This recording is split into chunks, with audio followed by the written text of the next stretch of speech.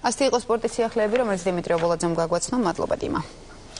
რა უნდა იცოდეს ყველამ თავისუფალ სამყაროში რუსეთის შესახებ ქართველი ემიგრანტის ივანე ნანუაშვილის ამ სახელწოდების ციკლის პრეზენტაცია დღეს გაიმართა საქართველოს პირველი რესპუბლიკის ქართული არმიის ოფიცრის ივანე ნანუაშვილის ნაშრომი 1972 წელს ამერიკაში დაიწერა და მაშინ ამ ნაშრომს ფართო გამოხმაურება მოჰყვა წიგნის ქართული და ინგლისურენოვანი ვერსიები ბაკურ სულაკაურის გამომცემლობამ დაბეჭდა.